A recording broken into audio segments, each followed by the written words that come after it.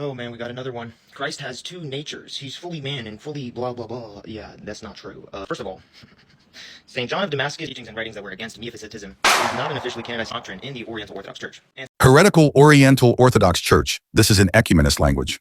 Heretical Nestorians, Miaphysites, and Monophysites are called by heretical ecumenists Oriental Orthodox Church. so while the Oriental Orthodox Church does venerate John of Damascus for his defense of icons during his time, we do not have any canonized doctrine on John of Damascus's views on Miaphysitism. And furthermore, St. Isaac the Syrian is a canonized saint in the Eastern Orthodox, the Catholic, and as well as the Oriental Orthodox Church, but you don't seem to be adopting the Nestorian views that St. Isaac the Syrian Church. This is a common phenomenon when the works of someone supersedes any type of theological disagreement, and Legionnaire Ministries is not a trustable source, so give me an actual source of one of his early letters or writings that's also canonized in the Oriental Church, then we can start talking about that.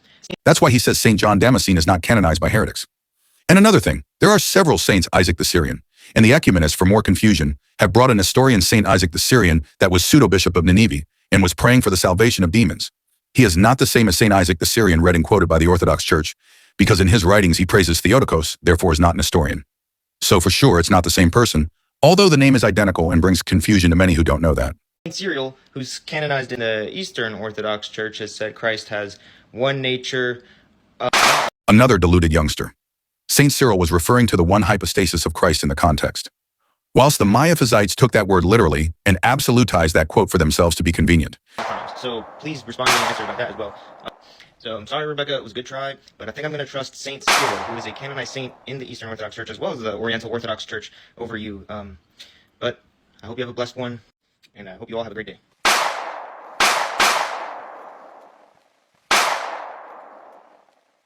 1. Orthodox meaning of St. Cyril's phrase.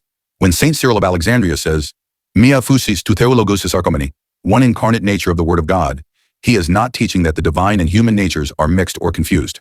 By one nature, Cyril means the one hypostasis/person of the Word of God who has truly assumed human nature.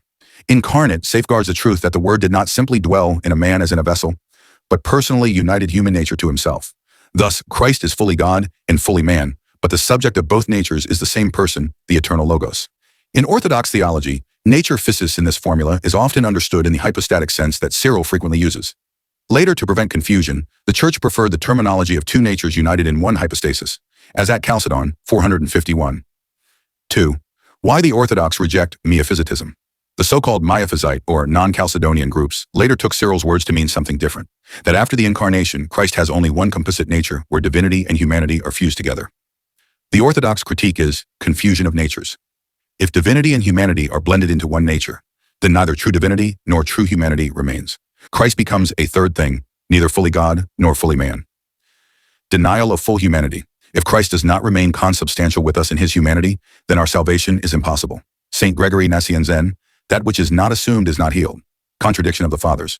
St. Cyril himself, while speaking of one incarnate nature, also clearly affirms that Christ exists in both natures, divine and human, without confusion, change, or division. 3. Orthodox balance. St. Cyril's phrase emphasizes the unity of the person of Christ. The Chalcedonian definition emphasizes the distinction of the natures. Together they express the fullness of the Incarnation. One Christ, one person, in two unconfused, unchangeable, undivided, inseparable natures. In short, the Orthodox accept Cyril's phrase rightly understood, unity of the hypostasis of the Word, while rejecting the later Miaphysite distortion that makes it appear as if the divine and human were fused into a single composite nature.